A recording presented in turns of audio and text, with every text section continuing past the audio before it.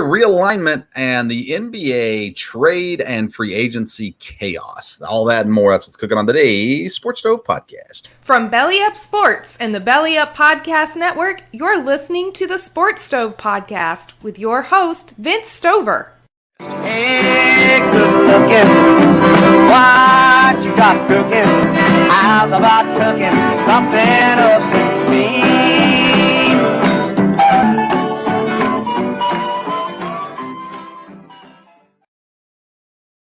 Welcome into an all-new edition of the Sports Stove podcast, presented by In the Clutch, officially licensed apparel from Major League Baseball, NHL, NFL, and Major League Baseball Players Association. Some wonderful t-shirts, retro stuff as well. Go and visit intheclutch.com and check out, if you'll use the code SPORTSSTOVE, you'll get 10% off your first purchase. That's intheclutch.com, code SPORTSSTOVE for 10% off your purchase. Happy 4th of July weekend, and welcome to an all-new season of the Sports Stove podcast. Excited to be back with you. I'm your host, Vince Stover, joined as I am most episodes by my dad, Dale Stover. Dad, welcome. How are you? Doing good. Got a great holiday weekend here, so it's good. Yeah, you got big plans for the 4th of July? No, actually I don't. But I'll enjoy the day off, so that'll be great. Yeah, the day off. You gonna get out to the fishing hole? Don't know. I got to go Friday, and that was good. So we'll see. I thought about it. All right. Well, I know you and Mom get a little crazy sometimes, so you never know what's gonna happen on 4th of July. Bottle rocket fights in the house or something. I don't know. It's that time of year, right? Everything's kind of slowing down sports wise for about a month, and then everything will pick up really heavy again. We're gonna actually start our college football previews next week, but right now it's basically just baseball. If you're into golf, there's golf going on as well, but it's kind of that dead time, with the exception of the NBA free agency opening up this week. It's just baseball, but there's enough going on in baseball to talk about, and one of those things is the New York Mets. Dad, the Mets, they have been in first place all season in the NL East, but they've also been without Jacob deGrom all season. And then they lost Max Scherzer as well for a time. Scherzer is going to be back on the mound this week. DeGrom is doing another rehab start, so he should be back in the next 2 weeks or so. But you look at this, we've looked at the NL East and stuff before, but you look at Scherzer and DeGrom coming back. Now, I don't know how long they can stay healthy, but I've said last episode that I think the Braves are going to make a run here at this division, but you add guys like Scherzer and DeGrom, and it makes you second think that. What are your thoughts on the Mets and what the rest of the season holds for them? Well, I mean, again, adding those two guys ought to really make a difference, and they've done well, but the Braves were making a move, and I think the Braves will definitely stay in the hunt. They will contend, whether for sure it'll be the division, and I'm sure those two pitchers will help, but again, the Braves were playing well, and the Mets have played well. The Phillies have rebounded a little bit. So, it'll be interesting, but it looks like the Braves, and like I said, the Braves have an injury issue too. I don't know when they're expected to get him back or if they are this year, but, but it should be the Mets have been, the power team. And like we talked about it last time, the New York fans will not be very forgiving if this folds up. So we'll see. Yeah, they've been a lot better this year than last year. Last year, they had high expectations. They brought in Francisco Lindor, and he did nothing last year. He's gotten things going much better here this year already. 12 home runs, 9 stolen bases, batting 247 as well. Pete Alonso's had a really good year. Sterling Marte has been a really good addition to this team, even more so than I thought he would be. So they've been looking good, and pitching is kind of that was what they were looking at going into the season. Is wow, we've got these guys. They bring in Bassett, they bring in Scherzer. They already had DeGrom. DeGrom gets injured, so he misses time. But then you got Bassett, who's been great so far this year. Carrasco's been he's been okay. Let's see here, not great. But Walker's been the good guy and the healthy guys. Taijuan Walker. He has got 6-2, 2.72 ERA, 52 strikeouts, which isn't a great number, but he's been really good so far this season as well. Now you bring in Scherzer, let's see here, he's started 8 games. He's pitched 8 games so far this season, 5-1 in those 8 games with an ERA of 2.54. He's been out now for a little while. Then, like I said, DeGrom coming back. He's in that process of rehabbing and should be back soon. You look at Atlanta, you mentioned injury issues there. Albies is the main guy that's been hurt there. Olsen, I think I saw where he set a record for the Braves doubles before the All-Star break, with 18 games still to go before the All-Star break. So he's been crushing the ball, has been a great addition with the absence of Freddie Freeman. Austin Riley's been really good as well. And so good things have happened there. And the pitching staff, Dan, I looked at the beginning of the season when we talked about the Braves. Pitching staff was the big question mark I had. I wasn't sure if they had the pieces to take care of business, I suppose, there in the AL East. But so far they've done decent. They've done fine. They've not been great. Let's see. Max Fried has kind of led the way for them. Kyle Wright has been pretty good as well for them. He's 3.03 ERA, so he's doing okay. But again, they're not been stellar. Now though that the Mets are getting healthy, I just said it when did we do that show? Thursday. Wednesday. That I thought Atlanta would win this division, but the more I look at it, the more I realize I might be wrong. The Mets might be the better team, top to bottom. Not a perfect team, but a better team, top to bottom in the East versus Atlanta. So I'm already backtracking on what I said in the last episode. Let's see here. Los Angeles Dodgers, Dad, 4-game win streak. They are now 4.5 up on San Diego. San Diego's had injury issues. They've lost 3 straight. Actually, San Diego, San Francisco, and Arizona have all lost 3 out of the last 10. The Dodgers, 7 out of the last 10. So maybe starting to get a little bit of distance here. And they've got injury issues too. Walker Buehler's been out and will still be out for a little while. But they seem to be kind of holding their own. San Diego, we assume Tatis will be back relatively soon. Probably see him as a DH more so than a shortstop when he does return. And I don't know if they can catch him either. It seems like we're starting to see that top team in each division, especially in the National League, kind of start to pull away, show what they have. The Mets, the Brewers, and the Dodgers. And the Brewers, though, they're getting beat up by Pittsburgh. They beat them, I think, 19-2 the other day. They're beating them right now as we do the show, but you can't lose any to Pittsburgh, in my opinion. But Milwaukee and St. Louis, top 2 in the Central as well. Not a whole lot of movement elsewhere. Yankees run things in the East. The Houston run things in the West. And then you got Minnesota 3 games up still on Cleveland. Have we settled in on the idea of Minnesota winning the Central? Do we think Cleveland can catch them, or do the White Sox fire La Russa and maybe get things going in Chicago? Yeah, I don't think it's a sure thing Minnesota will win yet at this point. Again, they've been ahead. Of course, Cleveland got ahead there for just a little bit. I would think Cleveland and I would think the White Sox could easily turn things around, and it could be a 3-team race, before we get done with winning that division. Minnesota may win it, but I don't see them just running away with it. So, yeah, I mean, that one doesn't scare me at all, right? Minnesota doesn't scare me. Cleveland doesn't scare me. Chicago doesn't scare me. To me, it's either Houston or the Yankees in the AL. Toronto just pulls ahead of Boston to be second place in the AL East, but there's not been enough consistency there. So for me, I'm looking at it as the AL is down to New York and Houston. Do you agree with that, or do you think those other guys in the East have a chance? No, I think that's definitely the 2 best teams right now, and it doesn't look like anybody's going to catch the Yankees. It'll be interesting to see who the wild cards end up.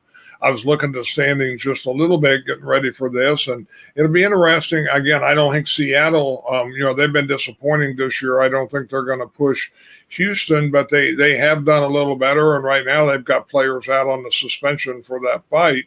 Be interesting when they get people back, if they can turn it around and at least be respectable. We thought they should be at the first of the year, and may still be a chance for that.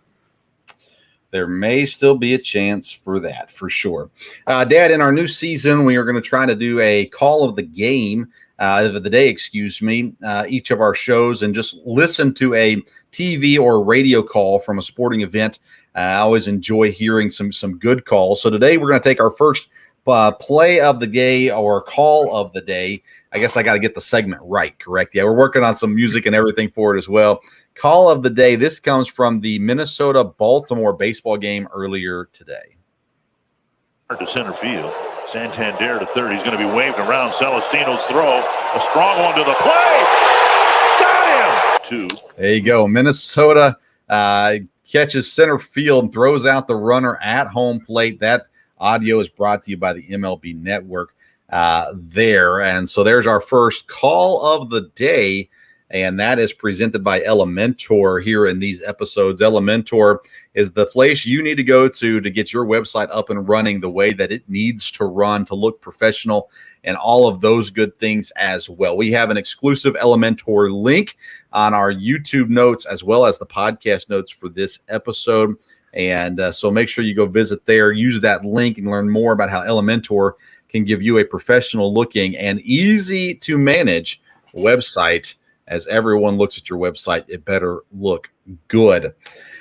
Dad, let's talk NCAA. The more news has come out, more realignments happening. We see UCLA and USC joining the Big Ten. Big Ten is supposedly working on getting Notre Dame. Looks like Oregon will be joining soon, and possibly Washington if Notre Dame doesn't go to the Big Ten. And the rumors that I've been hearing is Clemson and Florida State being targeted by the SEC. I've also heard Virginia Tech maybe instead of Florida State being targeted to the SEC. But this idea of conferences growing, shrinking, changing, I don't think we're going to see the end of this anytime soon, are we? No, we're not. I knew when the SEC expanded, the Big Ten would not sit still. And even though they had, real quick, they announced this alliance with Pac-12 and the ACC. That didn't make a lot of sense because it didn't change a whole lot of stuff there. And I think now things are headed toward, massive conference realignment. Of course, and bowl games are going to have to be relooked at, the playoffs, everything down the line. I mean, when you look at it now, once these teams get in, Oklahoma and Texas and the SEC, and then UCLA and USC, in the Big Ten, that's 32 teams. And I always heard people talk about, they might have a 40-team power conference. Well, you're not far away. And really, there's just a few more dominoes to drop. Notre Dame needs to go somewhere. If one of those two conferences, if Big Ten can get them, then you got, like I said, Oregon and Washington. The other schools, I think, you have to look at, like you said, Clemson, Florida State, and Miami. If you can get them in a conference or in the SEC, then you've got your two. As far as football, and it's funny because football is really driving this. So the basketball conferences are going to suffer here. If you get those schools in the SEC and the Big Ten, then, the Pac-12 is going to have to change radically. The ACC going to have to change, and there's enough schools that basically you take the ACC and the Big 12 or part of them and have teams in the East. You'd have some of the schools in the Pac-12, the Arizona schools, and maybe some others get with the Mountain West, some teams there, and have a conference there. But you're going to have the two big power conferences in football, and it looks like it's headed that way. There's some other schools, a couple of the Big 12 schools could fit in some other places. Georgia Tech, could fit in, whether or not a power geographically, they could. So I think once these major schools, and it wouldn't be surprising in the next week or two to hear about that, but you get Clemson, Florida State, and, I think Miami really has to go somewhere too with their tradition and everything. And then, like I said, Oregon, probably Washington also, and Notre Dame. But it'd be interesting. Now, if Notre Dame goes to the ACC, maybe that changes things. But I think we're really looking more at two conferences. And that, to me, that was really big news. And the way UCLA and USC handled it, the Pac-12 didn't see that coming. Sounds like they could have because of a television rights not being renewed. But that was pretty big news in college sports, and I think that'll continue for the next few weeks because there's a lot of things that have to be figured out. I guess UCLA and USC can come into the conference maybe quicker than Texas and Oklahoma, go into the SEC, or maybe about the same time. I'm not sure. I think it might be a year earlier. I don't remember. I was thinking Texas, Oklahoma was 2025, but I could be wrong on that. USC, UCLA is going in 2024. You said football is driving it, and obviously I know what you mean by that, but the truth is money's driving it, and football brings in the money. So that's why football is driving the conversation right now. I think that the SEC and the Pac-12 specifically need to go all in on basketball. Instead of trying to fight what's going on in the realignment based off of football, why not go all in the other direction? Kansas is still floating around the Big 12. Why not look to add them to the Pac-12? Now there was rumor that Miami, by the way, Dad, the Big Ten was looking at Miami, and the former head football coach at Miami, who's now a coordinator at Penn State, said, no, they won't fit the Big Ten. So I'm not sure if that's ultimately what made the decision, but I think that the ACC, they're still alive in this, and they could still make a splash in this, but why not kind of go the other direction? Why not say these are two really good football conferences? Why don't we attack something different? Now the football brings in the money, but Duke and North Carolina, football doesn't bring in money at Duke and North Carolina. It brings in some, of course, but basketball is where they make their hay. So why not really go all in on a basketball conference and maybe work with the other conferences to add schools? The Pac-12 has already said they're not going to stay at 10. They are going to add schools. We don't know which ones yet. I'm sure it will be schools out of, like you said, the Mountain West, over those kinds of areas. But we are just getting started in this alignment. And I cover Eastern Kentucky University. The rumor has long been they're going to Conference USA, I think 2024. And that's putting just puzzle pieces together and hearing things not from within the university. Anytime I talk to someone in the university about, hey, when are we going to Conference USA? All I get told is we've not been invited to Conference USA. We are happy to be in the ASUN. But that'll change, I think, very soon. And with this conference realignment, every time the big conference loses somebody, they're going to pull somebody up. And so expect Conference USA to lose people and therefore open up the door for schools like Eastern Kentucky to move in there as well. So all that plays a role in it for sure. When you pull a major school out, Dad, the SEC pulling Oklahoma and Texas, the Big Ten pulling USC and UCLA, you can't really replace that. I mean, the Big 12 brings in Cincinnati, and they bring in South Florida, those kinds of schools. That's not replacing Oklahoma and Texas, and you can't replace them. So you've got to find a way to buy in and to make the most out of what you can get. And I don't know, Cincinnati's been really good these last several years in football, especially. So the Big 12 adding them is a good thing.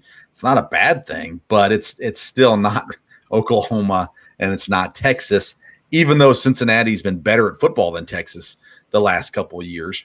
We'll see how it all shakes out. And I go back to Lincoln Riley. He left Oklahoma for USC, and the argument by many people, including myself, was he didn't want to be in the SEC.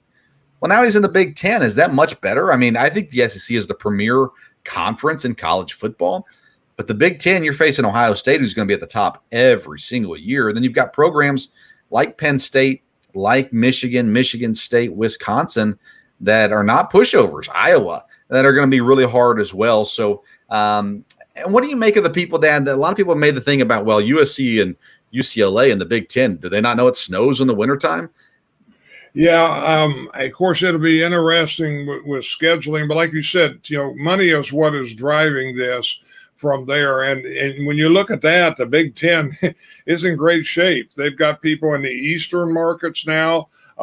They've got people, they got LA and everything there. I don't think I don't think weather is would be a big deal, and one that they can work scheduling if they want to help with that. Now, whether they will or not, I don't know. But you can have, will USC and UCLA actually play in Minnesota and Madison, Wisconsin, in the last game in November? It wouldn't have to be that way. And again, football players, these guys are going to go pro, and they play in all kinds of weather. So I don't think that, they've talked about travel. That is a little bit of a deal. You get teams now in the Big Ten in the Eastern time zone, and now you've got teams in the West. But again, this is all stuff that the NFL has dealt with and learned how to deal with, people traveling there. So it's not like there's not a system, not, ways to know how to do it. It'll be interesting. Now, it really affects some of the other sports, but, at this point, those schools aren't worried about that. I mean, you got baseball, you've got UCLA and USC who play baseball year round. And, the Big Ten teams are never an issue because they can't even practice till maybe April. So never long play. Now, again, scheduling can be done with that. And if they get more West Coast schools, let's say they get Oregon and Washington, that will change things a little bit, and it can from a scheduling standpoint. Okay, so let's talk about that, though, because you talk about the NFL, the NBA, all that kind of stuff. Yes, but what does USC and UCLA have that the Rams and the Chargers don't have? And the answer is student athletes. So it's different for the NFL and the NBA and professional sports because that's their job. That's what they do. Now, you can argue at some schools that's what the athletes do also, but they are students still as well. And so travel is a huge issue. And you talk about the last game of the season. Well, UCLA and USC will probably play each other the last game of the season would be my guess. And I still think that there is a benefit the other way. You got a school that's practicing and playing in the cold. They travel out to LA. Not only do you have the travel, now you got dehydration, heat that you don't have otherwise.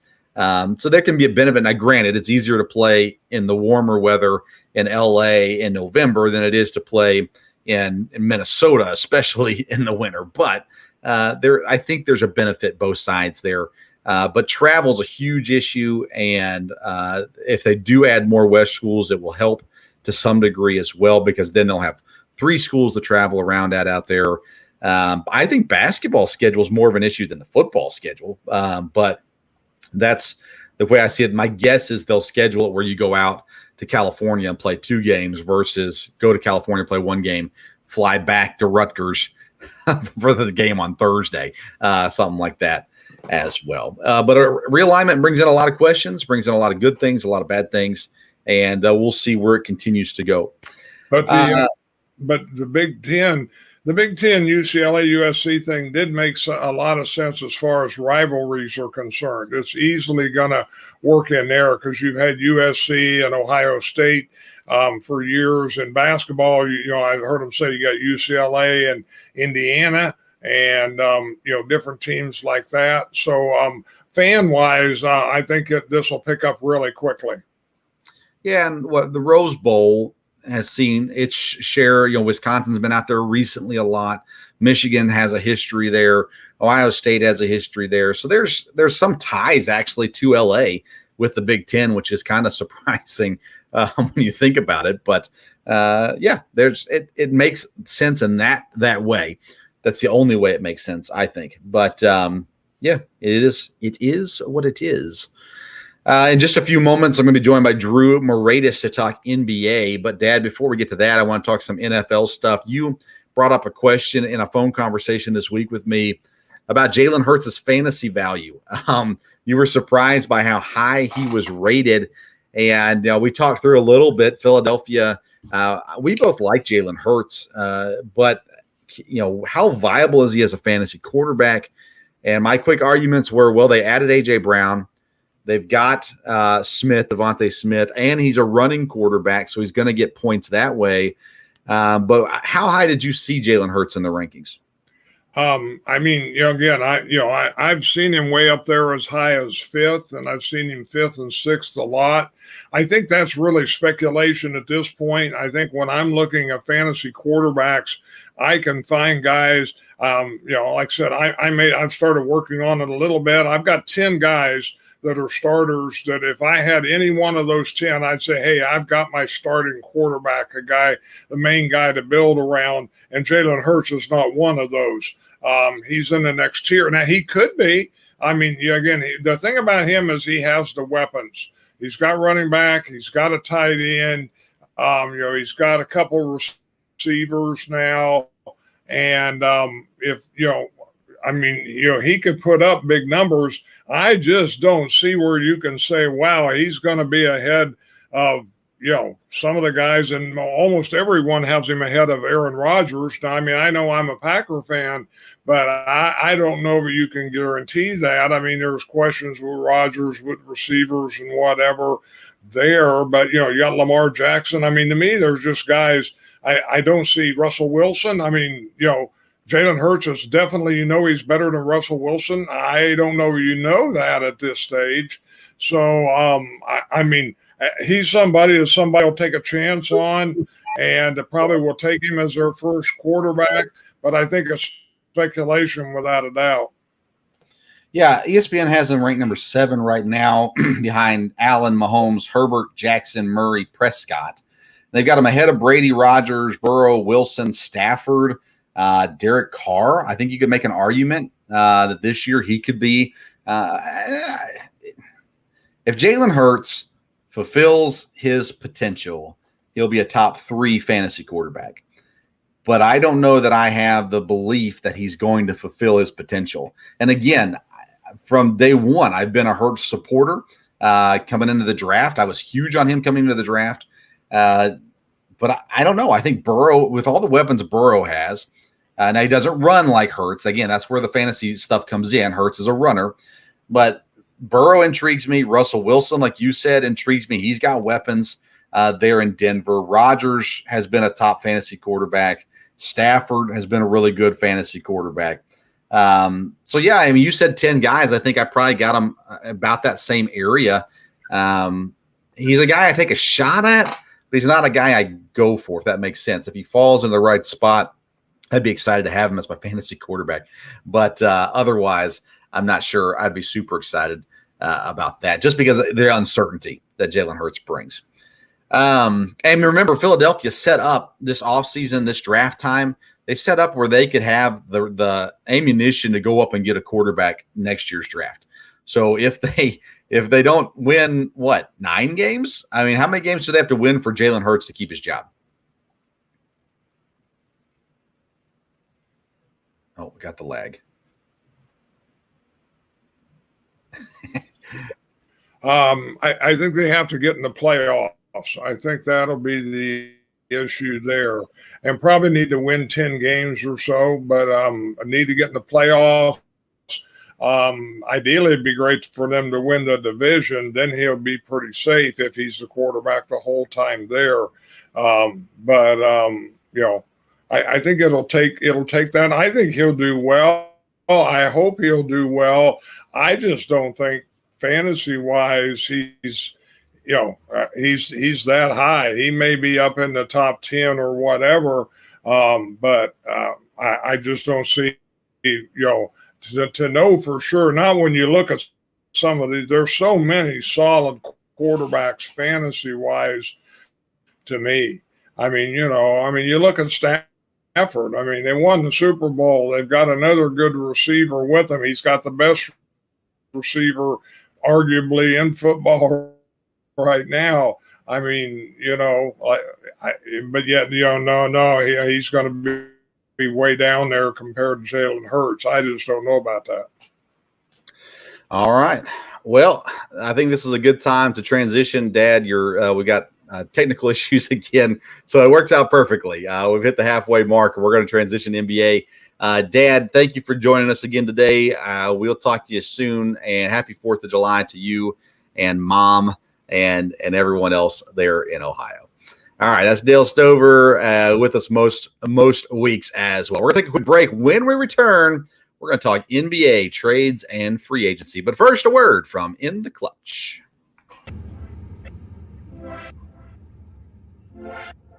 InTheClutch.com, the newest sponsors of the Sports Stove podcast, and we are excited to partner with InTheClutch.com. They have officially licensed apparel and accessories for your favorite sports teams and athletes. Use code SPORTSSTOVE and get 10% off your first purchase. You can find shirts like I Still Own You from Green Bay Packers. Are we talking about practice?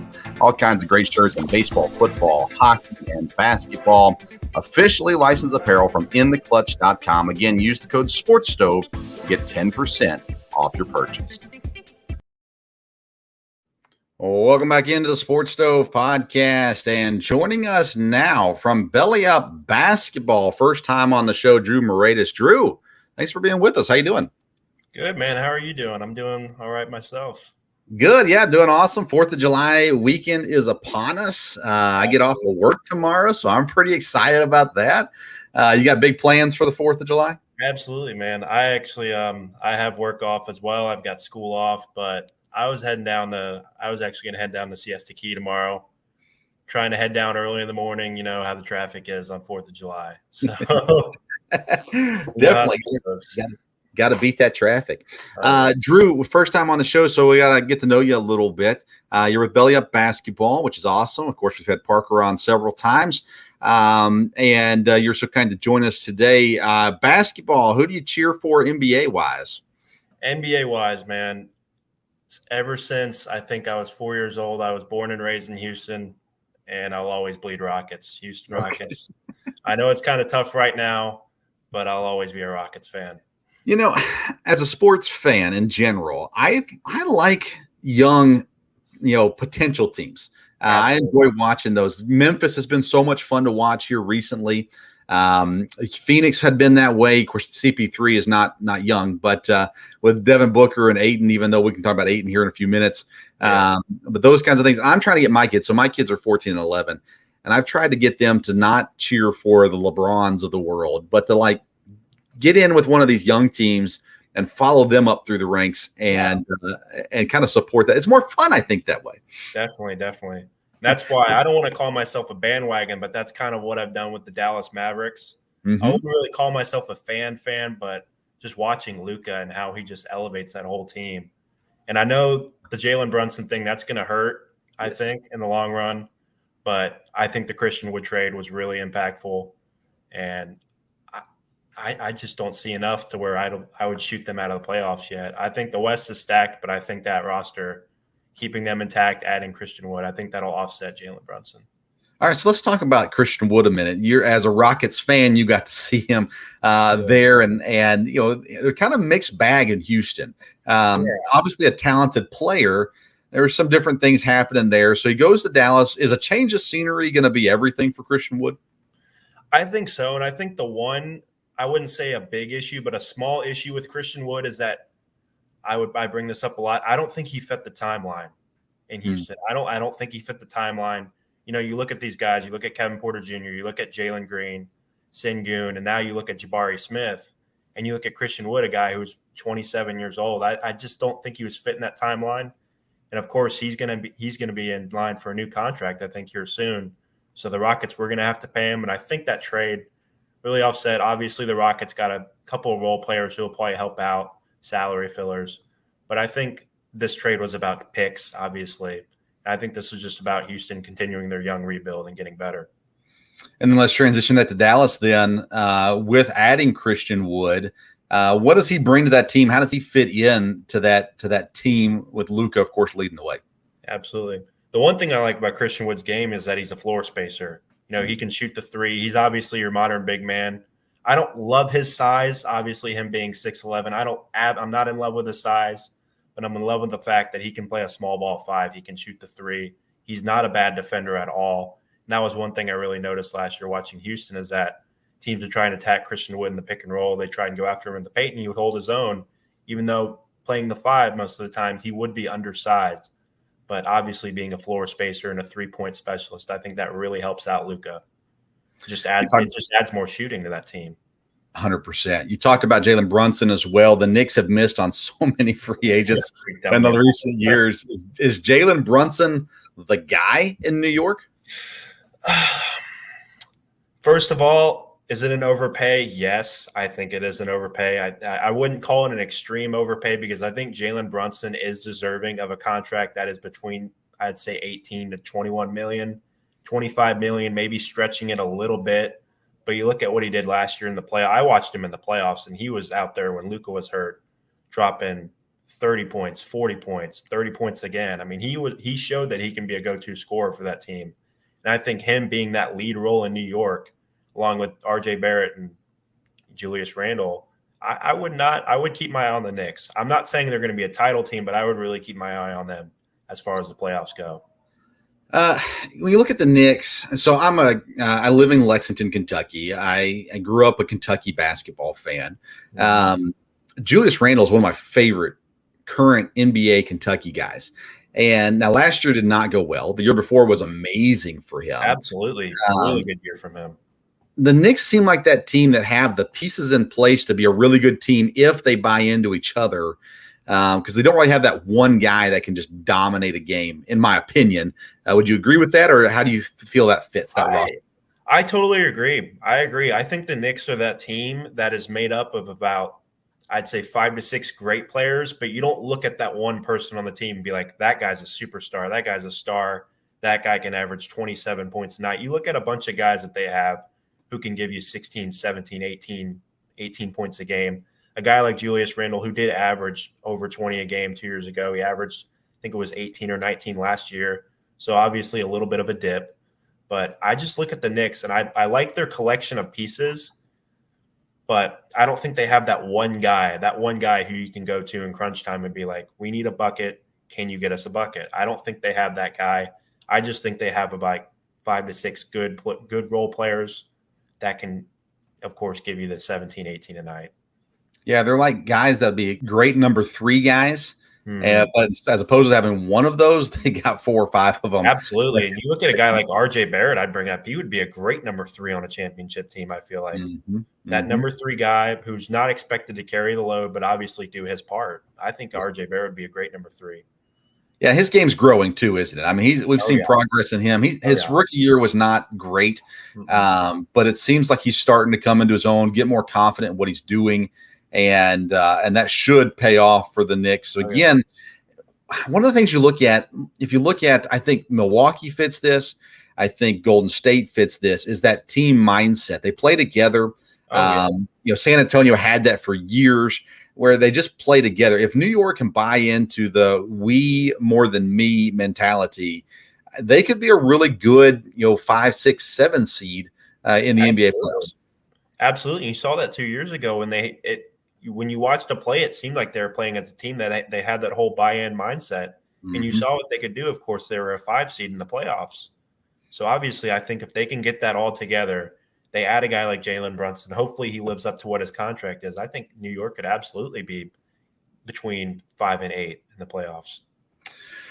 Let's get to some of these trades that have happened. Rudy Gobert ends up being the guy that gets moved. I guess there's still a chance for Spider to get moved too, but Gobert gets moved to Minnesota. How does he fit with Karl Anthony Towns? 2 really big guys. Granted, Karl Anthony Towns doesn't play big all the time, but 2 big guys there in Minnesota. I think at first you'll see that it maybe can be a weird fit, but I think over time it'll adjust, because obviously Minnesota did this trade because they feel like Karl Anthony Towns can play the 4, and I think he can. I think his game fits naturally more as a 4 than a 5, but I think this trade will help out Anthony Edwards too. Anthony Edwards, I think this helps out D'Angelo Russell too, obviously, if they plan on hanging on to him. I do not like what they gave up. I think they gave up way too much for Rudy Gobert. Do you think it's too much with the players or too much with the picks? I would say a little bit of both. Obviously, the players, you look at, those are all key guys who are coming off the bench. Obviously, you got your Vanderbilts, you got Malik Beasley. They traded that rookie. It was Walker Kessler, who they just drafted. I think he could have been a key piece maybe in 1 to 2 years, obviously develop him. And then, of course, the first-round picks. If you're Minnesota, you really, really, really have to hope that this works out, because this could go very south if it does not. 100%. Oh, yes. Cat, again, being a Kentucky fan, I've been a Karl Anthony Towns fan as well. Jared Vanderbilt, love Jared Vanderbilt also. Oh, yeah. He got Very moved underrated. in the trade. But Karl Anthony Towns, he's tall and he's big. But yeah, a 4 makes a whole lot more sense for him than the 5 does. And Gobert, what he gives you is defense. I've been in an argument on Twitter with Andy Sire from the Sane podcast for the last couple of days about Rudy Gobert and Kevin Durant. But Gobert is just he's a great role player, and he's phenomenal at his role. But I almost put him more in a Dennis Rodman mindset than a number 1 on your team mindset. Does that make sense? Does that? Yeah. You look at both of their games, and Dennis Rodman and Rudy Gobert are almost never going to be like your number 1s that are going to contribute on offense. We know that. But on defense, they are so lethal that at times it can look like it makes up for that. Yeah. Yeah, and Rudy, he's averaging a double-double in his career, 12 points, 11 boards, I think, somewhere in that range. But a lot of those points are coming from putbacks from those rebounds, which is great for him. It's not a knock on him. But if he can buy into the fact that he's there to play defense, and they're not asking him to be an offensive player. I mean, it's not to say he can't shoot, he can't score, anything like that. But he's so much with the NBA is buy-in. And if you don't buy into the role that you are there to fulfill, you're just going to get in the way. And I think we've seen that with several players over the last several years where they can't buy into the role that the team needs them to be at. Minnesota has so much talent. That starting 5 is a really good starting 5 now. But they've got to buy into their roles and fulfill those things in order for them to ever get over this hump and be a legit contender in the Western Conference. Yeah. I think what Rudy Gobert needs to understand is that there are at least 3 guys at this moment who are going to be counted on for offense. He's not one of those guys. You have D'Angelo Russell, obviously Anthony Edwards, and now Karl Anthony Towns playing the 4. You have those guys to go to for offense. You are not going to be expected to contribute on offense. You're there to lock down the paint. And I think that's what he needs to understand. And if he can buy into that role, they can be a really, really, really good team this year. I agree. Boston goes out and gets Malcolm Brogdon. They've said so far they're planning on bringing him off the bench to be the 6th man. I said this in the company Slack here recently, but Brogdon, I think, could be the piece that puts Boston over the edge. What are your thoughts on Brogdon to Boston? Because obviously his Indianapolis days weren't great. They weren't horrible, but they weren't great either. Health played a big role into that. But what do you think about that addition for Boston? Yeah, I just don't think he was given a really good opportunity to thrive in Indianapolis. Of course, they've kind of been stagnant the past 3 to 4 years, haven't really had much movement, positive or negative. They've just kind of been there. But I think I don't know which one I like better, but along with the DeJounte Murray to the Hawks trade, this was by far my favorite trade because I think the Boston Celtics fleeced Indianapolis in this trade. I think they absolutely fleeced them. You look at it, Daniel Tyson, a first-round pick, for a guy like Malcolm Brogdon who can shoot, he can play defense. And I honestly think they should start him. I mean, that's not a knock against Marcus Smart. I just think Marcus Smart's game is going to work better as a 2, where, of course, he got better at shooting. Obviously, he can play defense. But I look at a lineup of Brogdon, Smart, Jaylen Brown, Jason Tatum, and, of course, Robert Williams, with guys like Pritchard, Horford, and Grant Williams going off the bench. I think that team can be really good. It would not shock me one bit if they're in the NBA Finals again next year. Would not shock me. Yeah, I agree. And it's almost like the Pacers, and we got this around the trade deadline time this past season. The Pacers were looking to get rid of them. They just, for whatever reason, they just didn't want them there anymore. Now, they've been doing the same with Miles Turner and haven't been able to unload him anywhere yet. But, yeah, I was surprised the return wasn't good for Indianapolis. They got the pick. Neesmith, I think, was included in that too. But I was surprised. When I heard they traded with Boston, I was thinking, ooh, I wonder who they got. I lived in Indiana for a couple of years, so I kind of followed the Pacers while I was there. Yeah, disappointing haul there for them. Atlanta, you mentioned DeJounte Murray comes over. They lose Gallinari in that trade, who now ends up in Boston as well, by the way. Oh, yeah. And then DeJounte Murray comes over. They lose Horter in a different trade, but yep. Murray's one of those guys who has just gotten better every single year. Yeah. And now he gets added to this Atlanta team with a lot of moxie and a lot of talent. Of course, they're still going to make more moves. John Collins is probably on the move, things like that as well. But Atlanta's that team that just 2 years ago, like Julius Randle, just 2 years ago, we thought, man, this team is going to be legit. And then last year, they weren't as good as we thought they'd be. Yeah. I look at DeJounte Murray as kind of a younger and I think a little bit better version of what Malcolm Brogdon is. A guy who can play defense, who can play make, and it really isn't a bad shooter at all. And I absolutely love that fit. You look at a guy like Trae Young, obviously defensive liability. Teams like to attack him. That defense is no longer a weakness in that backcourt because you have a guy like DeJounte Murray who can offset that. So I look at that. You still have your DeAndre Hunter. You still have Clint Capella. That team, I think, is going to be a lot better defensively, and you'll be able to see it really early on. I felt like Atlanta had too many pieces, which is weird to say. They had a lot of good depth, but it seems like you've got to get to where you've got 8 guys, and that's just now regular season, who cares? But once you get to the playoffs, you got to have 8 guys and kind of just keep it 7, 8 guys and let that play out. And they just had too many guys there that were capable, and hard to keep them on the bench when you got guys that are capable to be there as well. The Sacramento Kings make 2 additions. They bring in Horder from the trade with Atlanta. They also bring in Malik Monk. And again, I'm a Kentucky guy, so I apologize. But De'Aaron Fox and Malik Monk back together again. They were phenomenal together in college. Oh, yeah. Monk is he's a subpar NBA player. He's got a role as well. But then you bring in Horder as well, who's got potential to add some offense to that Kings. Are the Kings ever going to be what they were probably before you were born? I don't know how old you are, but what I would have been 1 year old. I think the last time the Kings were there, it was 2002. Yeah, I would have been 1 year old. Yeah. So will they ever be that good again? I think what needs to happen is because the Kings are in kind of this group of teams that are never going to attract free agents. We know that they're kind of with the Portlands of the world, the Indianapolis of the world. They need to build their team through the draft. And I think what's going to happen this year is that I think there will be improvement because I like them getting Herter because I feel like he just wasn't being utilized enough in Atlanta. I like them getting Herter.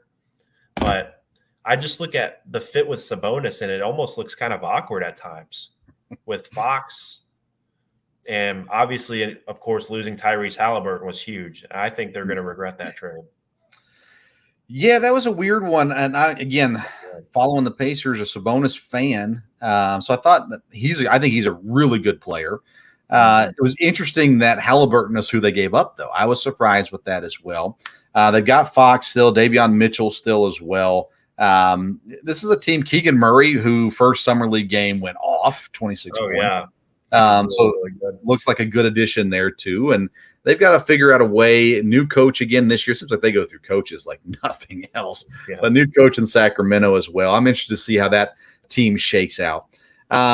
Free agents, other trades that are going to come down. Let's start with the Brooklyn guys. Let's start with KD. He said he wants a trade. Miami and Phoenix makes sense with the pieces that they can give, but supposedly Brooklyn said if it's not Devin Booker, he's not going to Phoenix, which blows my mind because Phoenix isn't giving up Devin Booker. Where does KD end up? Let's start with that. I've got more KD questions, but where does KD end up? I think in the end, Phoenix and Brooklyn are eventually going to agree to something. I think eventually that trade's going to go down. And I am a little bit worried about it because I think it is going to absolutely gut Phoenix's roster.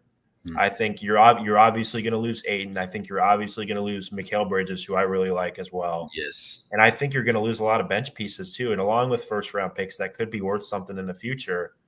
And I want to bring up this fact too. I mean, you look at the Rudy Gobert trade with the Timberwolves, and you saw the haul that Utah got for Rudy Gobert. Just imagine the haul that Brooklyn is going to get for Kevin Durant. Yeah. I mean, it's going to go down, I think, as the biggest trade in NBA history as far as pieces. That's a good point. The difference would be is Gobert didn't attract any superstar players. Where in Phoenix, if you lose Ayton and Bridges alone, I would argue that losing Ayton and Bridges for Durant's a pretty even trade for both sides.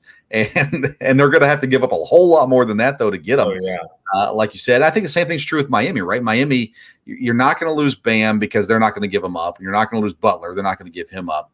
I think everybody else is somewhat available in Miami for the most part. And so you could get a massive haul there, too, if you're Brooklyn working to get that. KD, superstar player, one of the best all-time scorers to ever play the game. His mental strength is almost non-existent, it seems like. Like, this guy is softer than well, cupcake is the word that was used when he left Oklahoma City. He really is soft, is he not? I agree. I think I've seen so many threads within the last week, and I'll just see some random Twitter user making a KD comment, and I look down, there it is, Kevin Durant responding with some bogus reply, and I just look and I'm like, why is KD even giving time to these people? Yeah. I mean, it's just making him look even worse.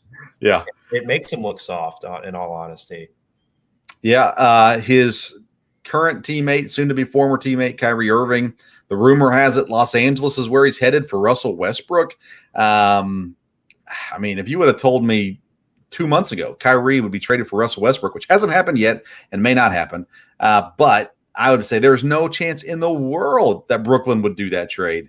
And now they're just looking for someone who can actually put on the jersey and play games for him, right? Yeah. Oh, yeah. And the thing about this is even if this trade goes down, I would not be shocked if something happens with Kyrie this season. And, of course, remember, he's a free agent next year. I would not be surprised if he ends up signing with the Lakers in the long run, because the Lakers next year will have the cap space to get Kyrie Irving. So either way, I think whether it's this year or next year, I think eventually he will find his way on the Lakers. Of course, we're hearing the reports about this trade. Nothing's finalized yet, but it would not shock me either way. But I think it's all but certain he's a Laker. Would you want Kyrie on your team? He has the potential to be a superstar. I wouldn't consider him a superstar. I think he's a star right now. But you look at Kyrie's game, and when he's on his game, it is really something special to watch. I find myself looking. I'm like, holy crap! How did he do that? Right? He's a wizard.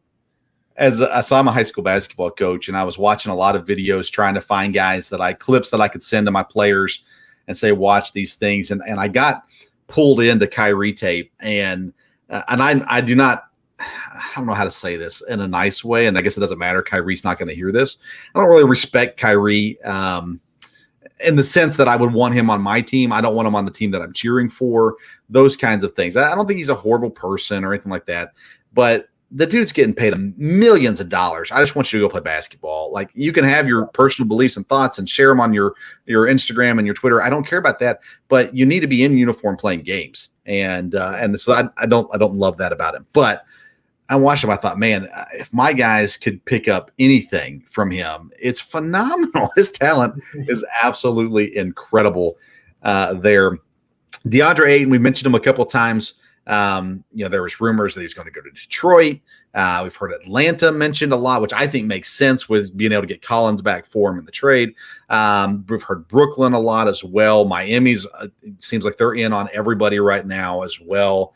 DeAndre Ayton, what happened? I mean, 2 years ago, everybody was saying this core group of Booker, Ayton, and Paul, they're going to win a championship soon. And now here they sit. Last year they were in the finals, and now they're like, yeah, we got to get rid of DeAndre Ayton. So where does Ayton end up, and what do you like him? Do you think he can add something to a team to maybe put them over the top? I think first of all, I like DeAndre Ayton's game. Do I think he's a star? I would probably lean yes towards he's a star. The problem with DeAndre Ayton is his floor spacing. I just think he resembles those early 2000s big men that we saw. The guys that are averaging 18 and 10, the guys who could post up in the paint, give you post hooks, give you layups, get to the foul line. But I don't really see him as a floor spacer. But the good thing about DeAndre Ayton is that he will fit any rebuilding timeline. And I think that is the one thing to look out for. And it's kind of unrealistic, but one team I really think that should make a shot at him is the Utah Jazz. I really think the Jazz should make a shot at him because you look at the pieces they just got in the Rudy Gobert trade, and he fits that timeline with Donovan Mitchell, and I really, really love him as a fit next to Donovan Mitchell, a way better fit than Rudy Gobert was. So I don't know if he's going to go there, but that's just one team to keep an eye on. I like that a lot. I hadn't heard that or thought of that one. We're running out of time, but I want to ask you about Zion Williamson. He signs the max extension in New Orleans. Is he going to play? I mean, is he going to play half the games this season? When are we going to see Zion Williamson actually play a majority of a season? I think next year, I think we will see him. Granted, obviously it's Zion, so we can expect him to get hurt because he is one of those players that just throws his body around. So obviously he will probably go through an injury. He's kind of becoming an Anthony Davis in that aspect. But I do think we will at least see him next year. And if we see him and he gives us a Zion Williamson we saw before the injury, look out for the Pelicans because they could be scary with McCollum, Ingram, and Zion. Yeah, I said at the end of the season, I thought they should trade him. And now you're looking at the haul that guys are going to be getting with some of these people. If you can get two, I mean, think if you could trade them to, for instance, Phoenix, if you could get Ayton and Bridges back for Zion. I don't know that you could, but if you could, I mean, that makes me a little better. Yeah, I feel like you could definitely get Ayton for Zion. I really feel like that's probably an equal trade. I feel like that would benefit both sides, honestly. You look at the Pelicans, they get Ayton. He's a great pick and roll partner. He can give you stuff on offense. And you look at Zion, he fits in right there. The only problem is that I would worry about center play with Phoenix when you add Zion. Obviously, he can't play the 5. So you have to go out in free agency or rely on a guy who you're not paying that much, who I wouldn't say unproven, but is not on that level of like a DeAndre Ayton was. Sure. All right. Well, we are running up on time. Drew, awesome time here with you and good conversation. He's with Belly Up Basketball. Is there anywhere people can follow you on social media and hear your takes, see your takes anywhere there? I am frequent on my regular Instagram account. It's just Drew and then my last name. Of course, you can see it on the screen. And of course, Twitter. I do like to be active on Twitter. I like to give my opinions on certain trades and things that go down in the NBA world, not just NBA, but all sports. Awesome. Drew Moratis. Am I saying that right? Moratis? Moratis. I apologize. We go through messages and then it's hard. I forgot to ask you how to pronounce it. I apologize. Common mistake. Drew Moratis with Belly Up Basketball. Thank you so much for taking some time to be with us today. We really appreciate it. Absolutely. Thank you guys for having me. You're welcome. Happy 4th. Happy 4th to you, man. All right. That's Drew Moratis from Belly Up Basketball. Thank you so much for tuning into today's Sports Stove podcast. If you missed any part of today's live show, you can go back and catch it anywhere you get your podcast and also available on YouTube. Make sure you use the link for Elementor on our YouTube notes as well as podcast notes. If you have a website or are wanting a website, Elementor is going to make it the most professional website you can possibly have. Then also go to intheclutch.com for a t-shirt. Use the code SPORTSSTOVE. You get 10% off your purchase. Coming up this Wednesday, we will kick back off our Sports Stove Local Hour with our football position preview for Eastern Kentucky University football. Plan on having on some guests for that show as well. So make sure you tune back into that as well. Thank you so much for tuning in to today's episode. Until next time.